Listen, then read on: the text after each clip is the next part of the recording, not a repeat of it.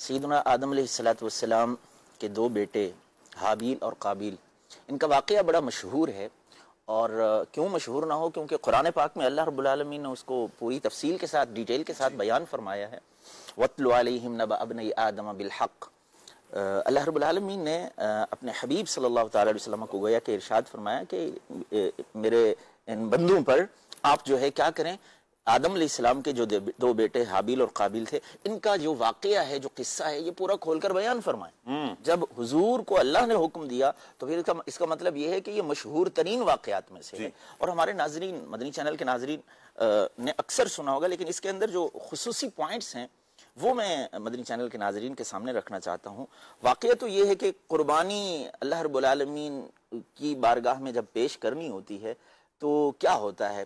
اللہ رب العالمین نے فرمایا لن تنالوا البر حتى تنفقوا مما تحبون، کہ جب بھی کوئی بھی چیز اللہ کی راہ میں آپ نے پیش کرنی ہے تو کیا چیز پیش کریں؟ سب سے پہلا سوال یہی ہے۔ ہم قربانی کرنے جا رہے ہیں، قربانی کا جو شاہ صاحب ایک کانسیپٹ ہے نا، وہ صرف یہاں تک نہیں ہے کہ ہم جو عید الاضحیٰ کے موقع پر جانور قربان کرتے ہیں، صرف وہیں تک نہیں ہے۔ اس کے علاوہ بھی مثال کے طور پر ہم نے اپنے والدین کے لیے کیا قربانی دی، اپنے بہن بھائیوں کے لیے کیا قربانی دی، اپنے مسلمان بھائیوں کے لیے کیا قربانی دی، جس کو ایثار کہا جاتا ہے۔ تو اللہ رب العالمین نے فرمایا تم اس وقت تک نیکی کو پہنچ ہی نہیں سکتے جب تک اللہ کی راہ میں اپنی پسند کی چیز قربان نہ کرو۔ اللہ پسند کی چیز پیش کرنا یہ جو ہے گویا کہ اللہ رب العالمین کو پسند ہے۔ تو حابیل اور قابیل آدم علیہ السلام کے دو بیٹے، جب ان کے اوپر یہ ہوا کہ قربانی کرو، اذ قربا قربانا فتقبل من احدهما ولم يتقبل من الاخر، اللہ رب العالمین نے فرمایا دونوں نے قربانی کی، ایک کی قربانی قبول ہوئی، دوسرے کی ریجیکٹ ہو گئی۔ اب قربانی قبول کیوں ہوتی ہے، ریجیکٹ کیوں ہوتی ہے؟ تو اس کے پیچھے کیا ہوتا ہے؟ تقویٰ ہوتا ہے، پرہیزگاری ہوتی ہے، اس کے اندر خلوص ہوتا ہے، للہیت ہوتی ہے، اللہ رب العالمین کی ذات کے لیے کیا قربان کیا جا رہا ہے، یہ سب سے پہلے دیکھی جاتی ہے۔ تو دیکھنے کی بات یہ تھی کہ قابیل جو تھا وہ جو ہے نا کھیتی باڑی کا کام کیا کرتا تھا، اور جو حضرت حابیل تھے وہ جو ہے نا چرواہے تھے، وہ بکریاں انہوں نے پالی تھیں اور جانوروں کے پالنے کا اور ان کا سسٹم تھا ان کا۔ تو دونوں کو حکم ہوا قربانی کرو۔ اب اس نے کیا کیا؟ اب یہ پورا ایٹیٹیوڈ دونوں الگ الگ قرآن کے اندر موجود ہیں، ہم سب دیکھیں کہ ہم کیا کر رہے ہوتے ہیں۔ اللہ رب العالمین نے اس واقعے کو اسی لیے تو بیان فرمایا تاکہ ہم نصیحت حاصل کریں۔ کیا ہوا کہ قابیل نے دیکھا کہ اس کے جو گندم تھی یا جو تھے یا جو بھی اس کی کھیتی سے اس کا ثمرہ نکلتا تھا، اس میں سے اس نے جو ردی چیز تھی، جو بیکار دانے تھے، وہ اس نے اکٹھے کیے، اور اس کی سوچ کیا تھی کہ اب میرے دانوں کی اللہ کو کیا ضرورت ہے، میرے اس کھیت کے اس جو پھل ہیں اس کی اللہ کو کیا ضرورت ہے، اللہ نے کھانا تھوڑی ہے، کھانا تو میں نے ہے۔ اچھا، یہاں تک کتابوں میں لکھا ہے کہ جب وہ لے کے آ رہا تھا قربانی کے لیے پیش کرنے، اس میں سے جو اچھے دانے اس میں آ گئے تھے وہ بھی چن چن کے خود کھا رہا تھا، اللہ اکبر، تاکہ جو اللہ کی راہ میں قربان ہو وہ بیکار ہی ہو۔ اور دوسری طرف دوسرا ایٹیٹیوڈ کیا ہے حضرت حابیل کا؟ انہوں نے دیکھا ان کے جانوروں کے اندر، ان کی بکریوں بھیڑوں کے اندر جو بہترین جانور تھا، جو بہترین دمبا تھا، وہ انہوں نے مختص کیا، اس کو چنا اور اللہ کی راہ میں پیش کرنے کے لیے لے آئے۔ اب دونوں کا رویہ الگ الگ، ایک جو ہے سب سے خسیس ترین چیز لا کر کے پیش کر رہا ہے اور ایک سب سے بہترین چیز پیش کر رہا ہے۔ تو اب قبولیت بھی تو ویسی ہوگی نا۔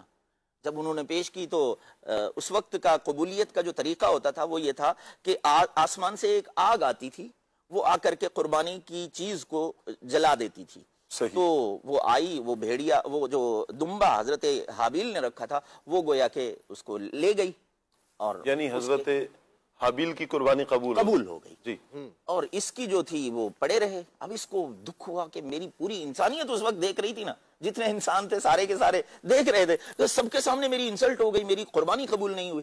تو اس نے کہا لأقتلنک، دھمکی ایسی، قتل کی دھمکی کہ میں تمہیں ضرور بالضرور قتل کر دوں گا، معاذ اللہ۔ اس کے اوپر جو ہے نا لام تاکید بانون تاکید ثقیلہ داخل ہے، یعنی ڈبل اس کے اندر تاکید ہے. تاکید در تاکید. کہا میں تمہیں ضرور ضرور قتل کر دوں گا. یہاں میں مدنی چینل کے ناظرین سے بھی یہ گزارش کرنا چاہوں گا، ہمارے ہاں معاشرے کے اندر لڑائی جھگڑے بات چیت اوپر نیچے ہوتے رہتے ہیں، بھائیوں کے آپس میں ہو جاتے ہیں، پڑوسیوں کے ساتھ ہو جاتے ہیں، دوستوں کے ساتھ ہو جاتے ہیں. کوئی اگر کوئی ایسا جملہ بول دے جو آپ کو ناگوار گزرا ہے تو اس کا کیا مطلب ہے؟ ہم اس کی دھمکی کا یا اس کی گالی کا یا اس کے غلط جملے کا کیا جواب دیں؟ اللہ رب العالمین نے یہ ہمیں سکھایا ہے. دونوں کی کنورزیشن یہاں اللہ رب العالمین نے بیان فرمائی. قال لأقتلنک، ایک نے کہا میں تمہیں ضرور ضرور قتل کر دوں گا. دوسرے کیا کہہ رہے ہیں؟ قال لئن بسطت الی یدک لتقتلنی ما انا بباسط یدی الیک لاقتلک، کہ ایک نے کہا میں تمہیں ضرور قتل کر دوں گا.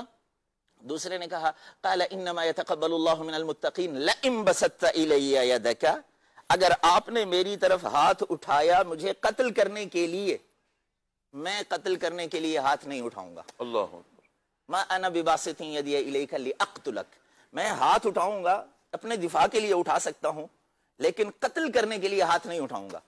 کیوں؟ انی اخاف اللہ رب العالمین. یہ جملہ میں چاہوں گا مدنی چینل کے ناظرین ہمارے دلوں میں بیٹھنا چاہیے، ہماری زبانوں پر ہونا چاہیے، اپنے پاس کہیں لکھ کر لگا لینا چاہیے، اور یہ رویہ اپنی زندگی کے اندر ہمیں لے آنا چاہیے. کوئی ہمیں کچھ بھی بول دے ہم اس کو کہیں انی اخاف اللہ رب العالمین. میں تمہیں اس کا جواب نہیں دوں گا کیونکہ میں اپنے رب سے ڈرتا ہوں. میں تمہیں اس بات کا جواب اسی انداز میں نہیں دوں گا. تمہاری دھمکی ہے، تمہاری گالی ہے، تمہارا تھپڑ ہے. آج ہمارے ہاں معاشرے کے اندر یہ چل رہا ہے قبلہ شاہ صاحب کہ اینٹ کا جواب پتھر سے دیں گے، ہے نا، کہ وہ ہم آدمی ہیں تمہارے جیسے، جو تم کرو گے وہ ہم کریں گے. اس نے تو تباہی پھیر دی ہے معاشرے کے اندر کہ ہم تو بھائی میں بتا دوں گا کہ میں کیا ہوں. مجھے گالی دی ہے. اللہ کے بندو، اللہ کا خوف بھی تو کوئی چیز ہے نا. اللہ رب العالمین کا خوف اپنے دل میں لے آئے، یہ جملہ اپنے پاس میں رکھ لیں، انی اخاف اللہ رب العالمین. اور ایک بہترین ایٹیٹیوڈ جو قرآن کے اندر اللہ رب العالمین نے بیان فرمایا نا قبلہ شاہ صاحب، کہ وَإِذَا خَاطَبَهُمُ الْجَاهِلُونَ قَالُوا سَلَامًا. یہ بھائی بات کر رہا تھا لیکن جہالت والی بات تھی. میں تمہیں قتل کر دوں گا. جو گالی دے رہا ہے وہ جہالت والی بات کر رہا ہے، جو غلط بات کر رہا ہے وہ جہالت والی بات کر رہا ہے. اس کا جواب کیا ہے؟ اگنور کر دیں اس کو. اذا خاطبهم الجاہلون قالوا سلاما، آپ کہیں جی السلام علیکم، ہم چلتے ہیں. اس کا کوئی جواب نہیں ہے. تو اس نے قابیل نے جب دھمکی دی تو حضرت حابیل نے کہا میں ہاتھ نہیں اٹھاؤں گا. لیکن آگے والے جو جملے ہیں قبلہ شاہ صاحب، آپ حیران ہوں گے. ہمارے ہاں نفس و شیطان کی بڑی تاکید کرتے ہیں ہم، اور شیطان کی دشمنی، اس پر ہم بات کریں گے کہ شیطان کی دشمنی کے حوالے سے بھی ہمارے لوگ جو ہے نا پیچھے رہ گئے ہیں، نہیں سمجھ رہے اس کو، دشمنی نہیں سمجھ رہے. لیکن اس سے بھی ایک ساتھ دشمن ہے نفس ہمارا. نفس کی دشمنی کو تو ہمارے لوگ سمجھ ہی نہیں رہے، اس کی طرف توجہ ہی نہیں ہے. حالانکہ اللہ رب العالمین نے یہ پہلا جرم قتل کا جو ہو رہا تھا دھرتی پر، ایک بھائی اپنے بھائی کو قتل کرنے کی طرف جا رہا تھا، اس کے پیچھے کیا تھا؟ اللہ رب العالمین نے فرمایا فَطَوَّعَتْ لَهُ نَفْسُهُ قَتْلَ أَخِيهِ، اس کے نفس نے اس کو راضی کیا کہ اپنے بھائی کو قتل کرے. بھائی کے قتل پر جو ابھارنے والا، راضی کرنے والی چیز ہے وہ کیا ہے؟ نفس.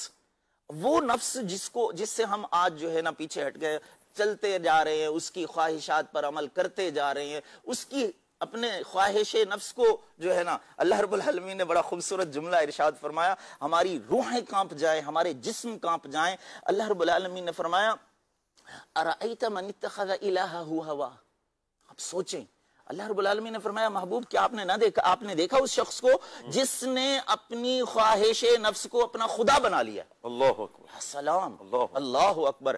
یہ خواہش نفس کو اگر ہم پورا کرنے کی طرف جاتے ہیں تو کیا ہوتا ہے پھر؟ وہ ہمیں اس نہج تک لے جاتا ہے کہ کوئی بندہ اپنے بھائی کے قتل پر بھی راضی ہو جاتا ہے، کوئی بندہ اپنے والد کے قتل پر بھی راضی ہو جاتا ہے. اور یہ جو کچھ بھی ہمارے معاشرے کے اندر دیکھ رہا ہے، ہم خبریں سن رہے ہیں، آج یہ ہو گیا، آج وہ ہو گیا، اس کے پیچھے نفس ہوتا ہے.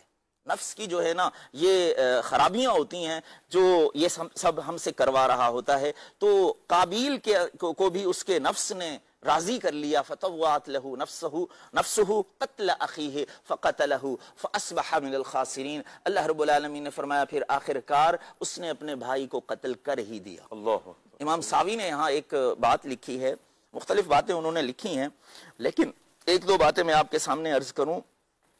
اس قتل سے پہلے اس زمین کے اوپر جو کیفیت تھی، زمین جیسے پانی آج ہمارا گرتا ہے زمین کے اوپر تو زمین میں جذب ہو جاتا ہے، ایسے ہی خون بھی جذب ہو جایا کرتا تھا. لیکن جب یہ پہلا قتل ہوا اور خون جو ہے زمین کے اندر جذب ہو گیا، حضرت آدم علیہ السلام اس وقت جب یہ قتل ہوا تو حضرت آدم علیہ السلام حج کے لیے گئے ہوئے تھے. جب واپس آئے تو انہوں نے دیکھا کہ میرا بیٹا نظر نہیں آ رہا، حابیل نظر نہیں آ رہا. تو قابیل سے پوچھا تو اس نے کہا میں اس کا چوکیدار تھوڑی ہوں، مجھ سے آپ پوچھ رہے ہیں، میں اس کو محافظ تھوڑی ہوں، آپ ڈھونڈ لیں. تو آپ نے فرمایا کہ تم نے ضرور اس کو قتل کیا ہوگا. اس نے کہا میں نے قتل کیا، خون کہاں ہے، خون دکھائیں. تو خون تو زمین کے اندر جذب ہو گیا تھا. تو اللہ رب العالمین نے اس کے بعد زمین پر حرام قرار دے دیا کہ تم نے خون کو نہیں پینا. آج ہم دیکھتے ہیں کہ قربانی کا جانور بھی ذبح کیا جاتا ہے تو اس کا خون زمین کے اندر جذب نہیں ہوتا، اس کے اوپر ہی رہتا ہے. اس کے بعد یہ فیصلہ ہوا کہ زمین خون نہیں پیے گی. اور اس سے پہلے حضرت آدم علیہ السلام جب تشریف لے گئے تھے مکہ کی طرف تو آپ نے دیکھا درخت جو ہے نا بالکل نارمل تھے، ان کے کانٹے نہیں تھے. درختوں کا جو بھی پھل لیتے تھے میٹھا ہوتا تھا، کوئی کڑوا کوئی کسیلا نہیں ہوتا تھا. یہ خون انسانی جب زمین کے اندر جذب ہوا، پہلا قتل ہوا، اس کے بعد جو ہے نا کچھ پھل جو ہے کڑوے ہو گئے، کچھ کسیلے ہو گئے، کسی درخت کے کانٹے نکل آئے، کوئی درخت جو ہے نا ایسے برقرار رہ گئے. تو یہ ساری تبدیلیاں اس قتل ناحق کے بعد جو ہے نا وقوع پذیر ہوئیں. لیکن سمجھنے کی بات یہ ہے ہمارے مدنی چینل کے ناظرین کہ یہ سب کچھ ہوا گویا کہ نفس کی پیروی کے طور پر.